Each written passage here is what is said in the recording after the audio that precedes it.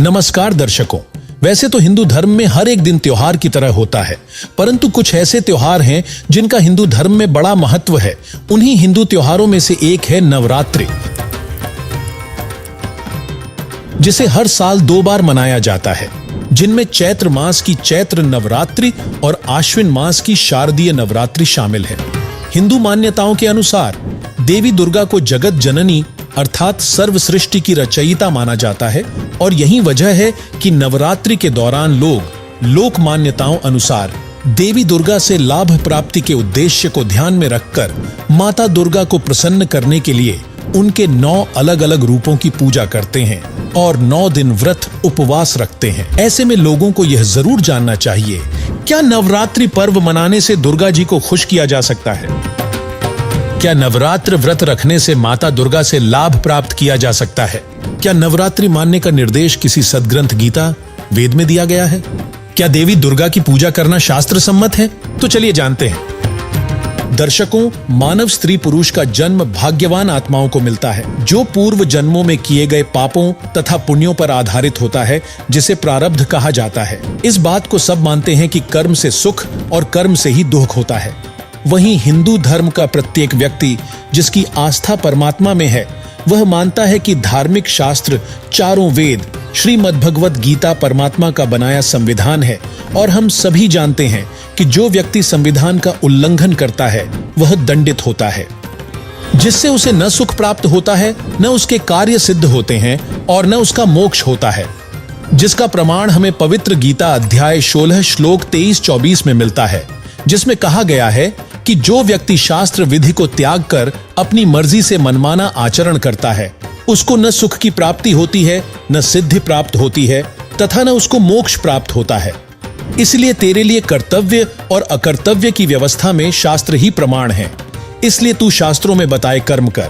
दर्शकों, प्रथम तो किसी भी प्रमाणित सदग्रंथ चारों वेद श्रीमद् भगवत गीता में नवरात्रि का उल्लेख नहीं मिलता, जिससे यह शास्त्र विरुद्ध मनमाना आचरण होने से व्यर्थ है। दूसरा गीता अध्याय 6 श्लोक 16 में कहा गया है, नात्यश्नतस्तु योगोऽस्ति न चैकान्तमनश्नतः न चाति स्वप्नशीलस्य जाग्रतो नैव चार्जुन।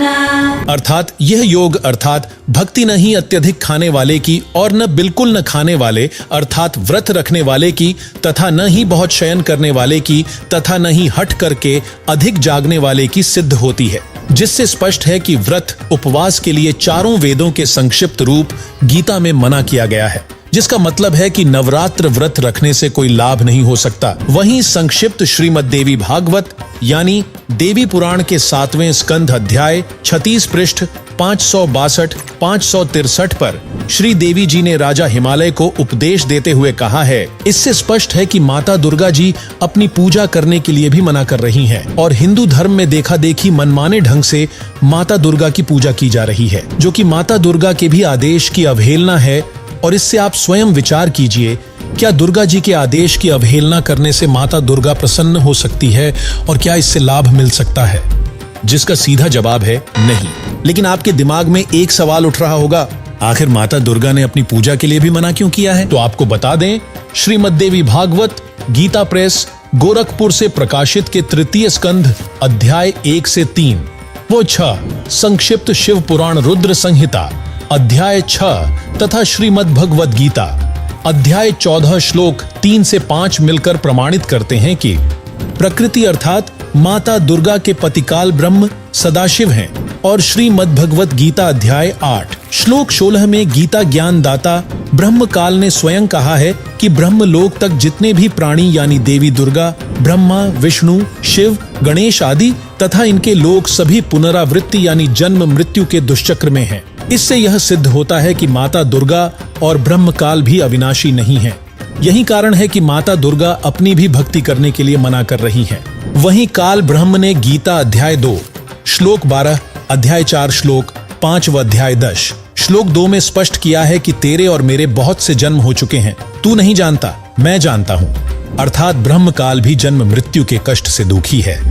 इसलिए श्रीमद् भगवद गीता अध्याय 7 श्लोक 29, अध्याय 8 श्लोक 3 में गीता ज्ञानदाता ब्रह्म कहता है कि जो जरा अर्थात वृद्धावस्था और मृत्यु के कष्ट से छूटने का प्रयास करते हैं वे उस परम अक्षर ब्रह्म को जानते हैं। उसी के विषय में गीता अध्याय 15 श्लोक 4 में गीता ज्ञान दाता ने कहा है कि तत्वदर्शी संत की प्राप्ति के पश्चात उस परमेश्वर के परम पद अर्थात सतलोक को भली भांति खोजना चाहिए, जिसमें गए हुए साधक फिर लौटकर संसार में नहीं आते, और जिस परम अक्षर ब्रह्म से आदि रचना सृष्टि उत्पन्न हुई है उस सनातन पूर्ण परमात्मा की ही मैं शरण में हूँ, जिससे स्पष्ट है कि माता दुर्गा जगत जननी अर्थात सर्व सृष्टि की रचयिता भी नहीं है।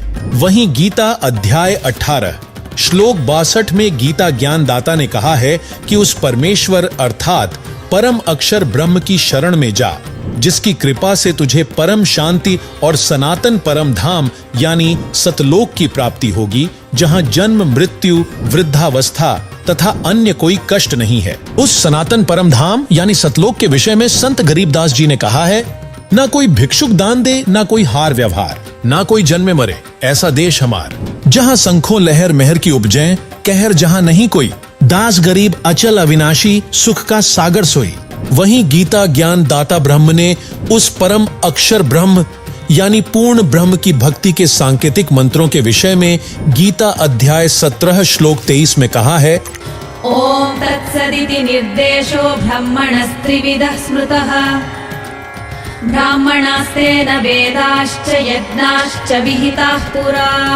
भावार्थ है कि सच्चिदानंद घन ब्रह्म के स्मरण का ओम तत्व सत 3 मंत्र का जाप है, जो 3 प्रकार से किया जाता है। सृष्टि की आदि में ब्राह्मण यानी भक्तजन इसी ज्ञान के अनुसार यज्ञ आदि अनुष्ठान किया करते।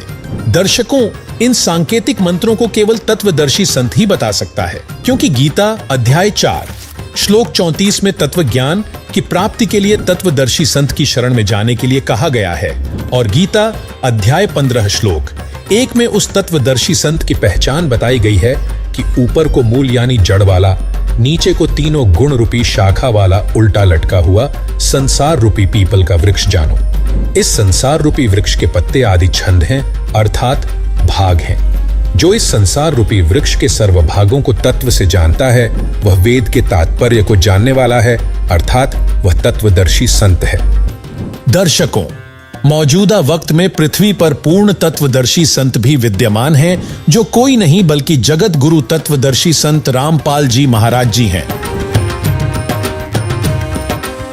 जिन्होंने सभी सदग्रंथों और सूक्ष्म वेद से बताया है, कबीर अक्षर पुरुष एक पेड़ है, क्षर पुरुष वाकी डार, तीनों देवा शाखा है, पात रूप संसार।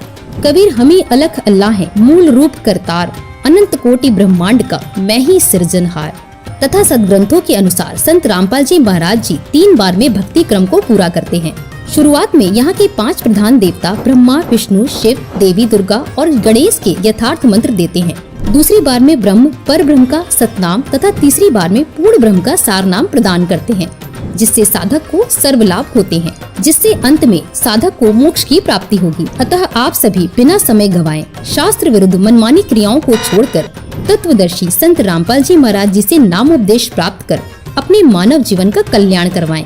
वहीं जगत गुरु तत्वदर्शी संत रामपाल जी महाराज जी द्वारा प्रदान किए जा रहे तत्व ज्ञान को जानने के लिए प्रतिदिन संत रामपाल जी महाराज यूट्यूब चैनल देखें तथा संत रामपाल जी महाराज ऐप से पवित्र पुस्तक हिंदू साहेबान नहीं समझे गीता वेद पुराण को निःशुल्क डाउनलोड करके पढ़ें। धन्यवाद।